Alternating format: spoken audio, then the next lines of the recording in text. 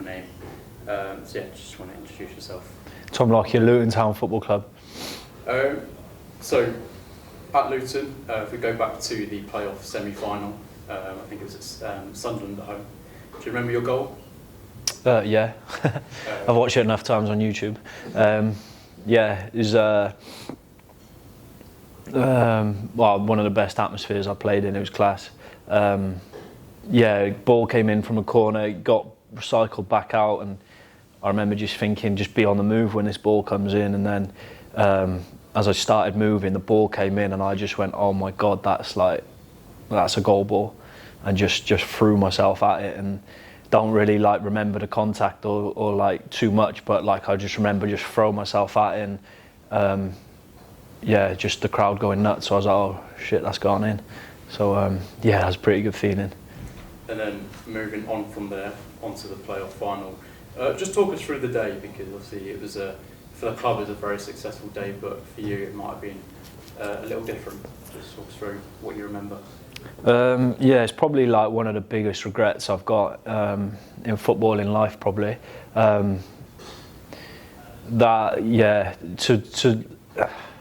I don't know, to play the part I played all season, to then get to the final stage, to then have it taken away from me, to have all the celebrations, the after, the party, the bus tour, all that, having to just watch on as other people celebrated it was really hard. That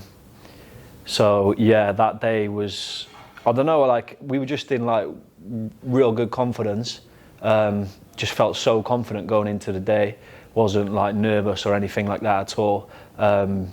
Just really buzzing for the game. And I remember doing the warm up, and I just remember thinking it is so hot. And they were warming up on the other side, which was covered half in shade, and thinking, oh, that's just our luck, innit? They're just chilling in the shade, and I'm sweating, feeling this is too much in the sun.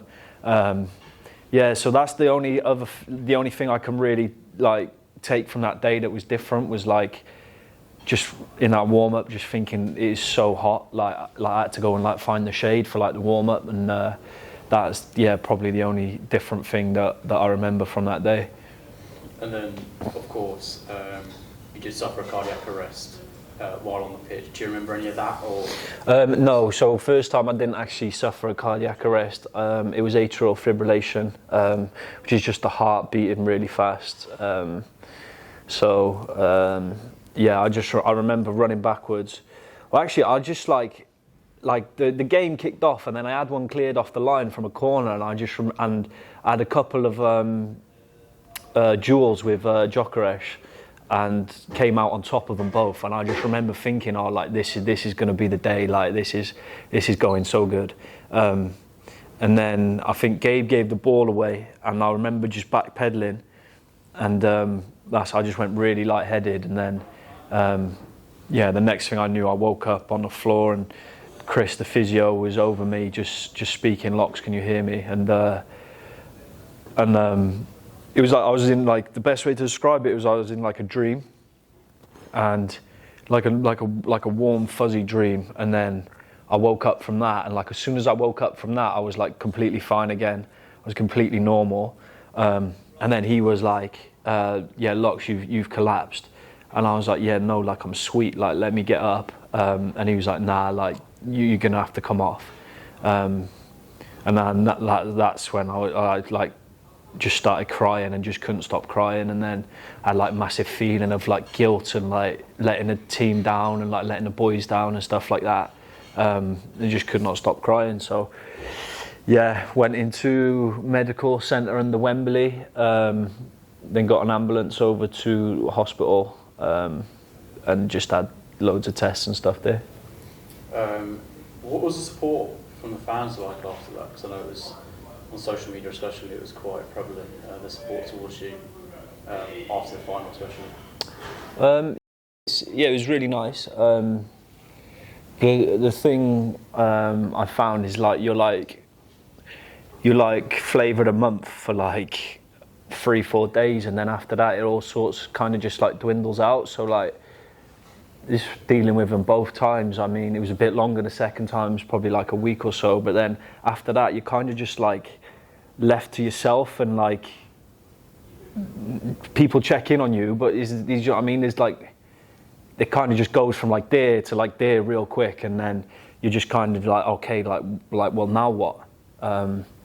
So yeah, you just, I don't know, I'm lucky I had like good family and that around me, but it was, yeah, just so many different emotions, like regret, disappointment, all these sorts of why me, and then yeah, just crack on with it from there. And of course the club then got promoted to the Premier League, and you made your return as well. Am I right in saying you scored your first Premier League goal away at Everton? Yes, only Premier League goal. Can you just talk us through that? What was going through your head when? So yeah, it was a left-footed volley with the outside of the left foot into the top corner. So don't show any footage, but those are the facts, aren't they, Stu? Yeah, it's just, I don't know. It was from the end of the playoff season to that season, it just felt like the ball was like always just going to find my head from like set pieces and corners. It's a weird like feeling that you have in the game where you just so confident that, and if the ball comes to you, you're going to score. But I actually had like a few chances that day. I actually had an easier chance one before, and I put it over.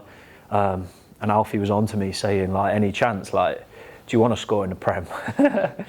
I was like, yeah, mate, I do, believe it or not. And then, then Carlton headed it against the bar, and it kind of just fell down. And I remember just thinking, like, just throw yourself at it just in case. And yeah, it was a great finish in the end, and an even better knee slide.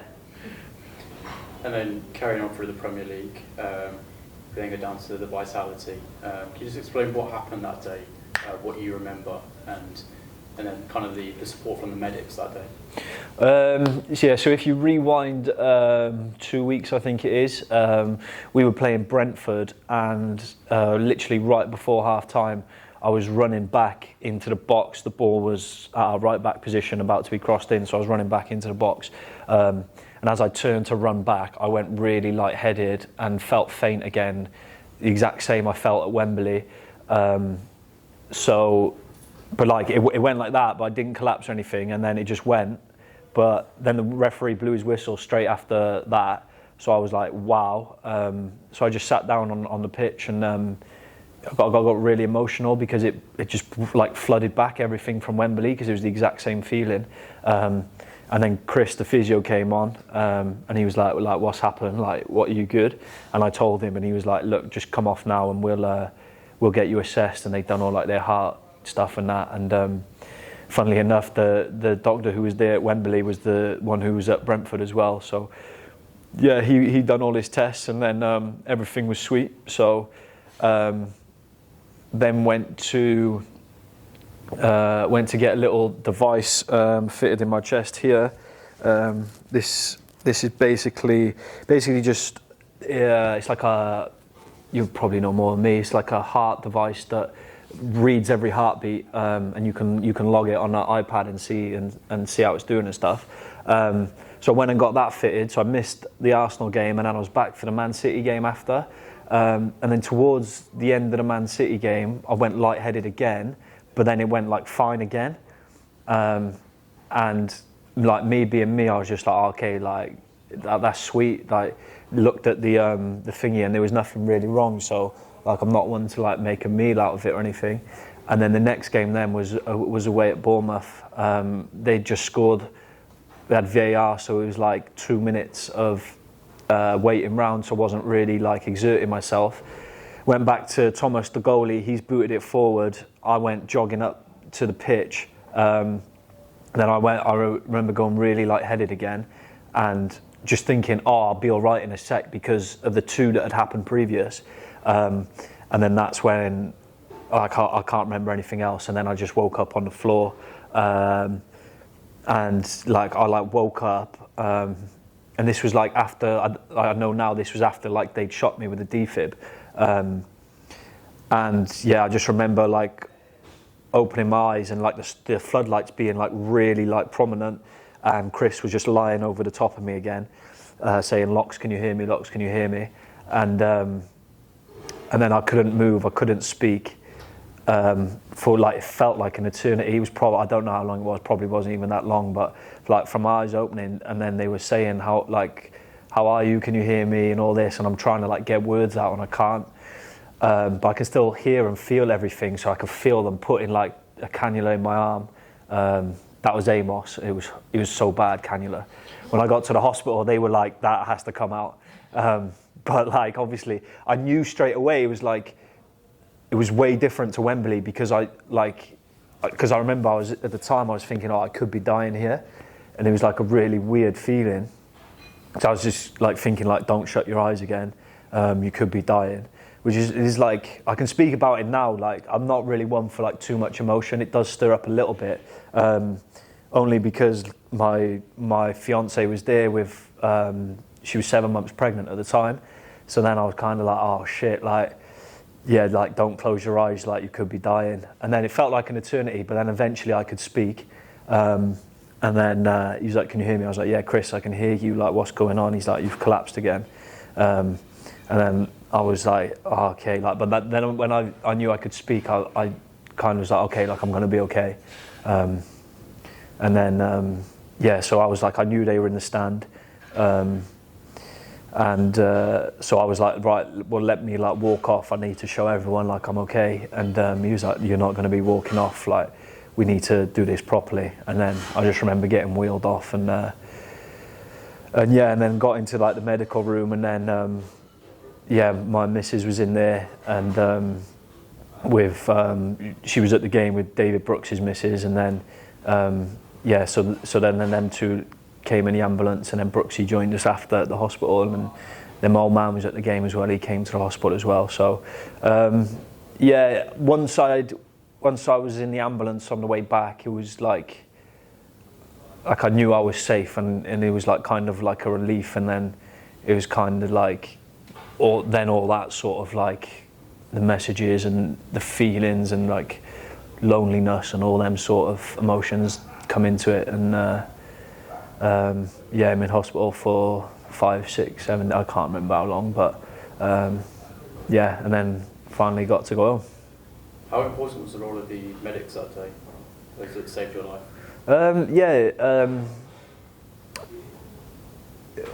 It goes without saying, doesn't it? I mean, yeah, without them I probably wouldn't be here, because it's what we're preaching. The lack of CPR, the lack of defibs is scary, isn't it? So yeah, to have someone on there who knew exactly what to do. I mean, I've watched the footage back of it, and obviously I had this thingy here, so it was 2 minutes 36 or something like that. So yeah, I had like a couple of warning shots on the thingy, and then kind of like, I can't remember what he called it, but Amos knew what he was looking for. So when he put the defib pads on, I seen him like when I went down and they came on, it was physio and doc, and I was kind of like groaning and like still like moving, and then once they got to me and they realised that like what was happening again, from them flipping me over, and they just cut like my t-shirt and vest off and like chucked the defib pads on, to just like in that situation of like fight or flight almost, to just like step up and do their, it's weird to say like do their job, because they saved my life, but like that's how they describe it. They just went into like action mode of like we've been trained for this, we know what to do, let's get it done. So yeah, like I'll for always be indebted to them, the paramedics as well. Were amazing as well. So they were straight on, and when Amos seen the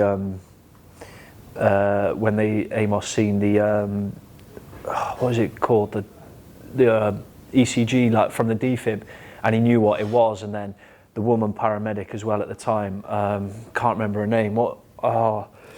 I literally spoke to her the other day. Abby, yeah, Abby Clark, and then she knew what she was looking for as well. And she said, yeah, agree with that. This is just from what Amos has told me. And then they shocked like straight away. So, yeah, Eric Mwamba was like 70 odd minutes, I think. Ericsson was 5 minutes, and then I was 2 minutes 36. So it just shows how good and how well trained people are, especially at sporting events. And I look at it now as like I'm incredibly lucky that happened while I was at Bournemouth, where there was people who knew what to do. And you mentioned the timings there. I know since then you've been part of the Every Minute Matters campaign. Just explain what that is and what your aim is for the Every Minute Matters campaign. Just to get as many people learning CPR as possible. There's severe lack of defibs in the community. I think even close, someone will have to go and get it. We keep someone alive until that defib can get to you. So the more people that know CPR, lives that will be saved, it's a matter of. So the aim was 270,000 people. I think last time 190,000 people. So all potential lifesavers. Yeah, and then the thing now is I know 80 defib community, and now a relay of going around all the EFL learning CPR. That's what I was about to ask. Why would it be so important that players on the pitch, not just fans and coaches, also learn how to do CPR and how to use defibs? Because I don't remember the exact stats. Can you I think it was like 70% of cardiac arrests happen at home. 80%. So 80% happen at home. So that's to a loved one or to a family member. And if you're at home, you're going to have a defib close. So you're probably going to rely on the ambulance bringing one. And then you really got to keep your family member alive until that ambulance gets there. Guess waiting times are and stuff. So yeah, the CPR the better. Simple as that. What's kind of next? What's your aim? I just want to play again. I think for me, I was so close to doing it, like so hard to take. Because at the end of the tunnel, I knew what game I was going to. So for this to then happen was like, it was up there with like having the cardiac arrest, because I'd worked so hard. It's like what people don't see as well. Like I've been out in Amsterdam working with a cardiologist out there for like 4 months. Then I came back, I'd done another 2 months here. I got to a stage where they were happy for me to play games, and then have all that work just thrown in the bin of something that just, you know, out of your control again, was just kick in the teeth. But I want to show that, you know, I know Eric, but he's not like I don't want to be very vocal about the whole thing, and with who have gone through similar things, it is possible for you to again enjoy your life. I think for me as well is like, football again or not, I'm gonna be through my life. I'm gonna be playing golf. I'm gonna be doing all these things. Like for me, like a life without sport, I know it's like it's just not the same. Obviously, you have to appreciate like life and everything like that. But like sport is my life as well. So, like I said, if I don't get back on a professional pitch, I'll still be playing five-a-side with my mates. I'll still be doing all this. So. Yeah, I want to get back. I want to. You can play, you know, and there is success. I'm not pioneering. I want to be for people, and you know, I've had lucky. I had loads of messages of and you giving me hope, and also they're the little things I love that keep me going. I also spoke to Jack Marshall, and he said to me that you'd sent him a video of support after cardiac arrest over at Kempston. Have you been in contact with him? Do you remember speaking to him at all? No, I remember doing the video. I've not kept in contact with him since. But yeah, how is he doing? No, he's really good. He's playing again. He's over at Real Bedford. Brilliant. So he's back playing. Amazing.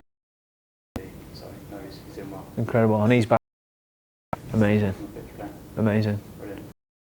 Possible, could I end this on you just looking, saying that there's What? still time to revive? There's still time to revive.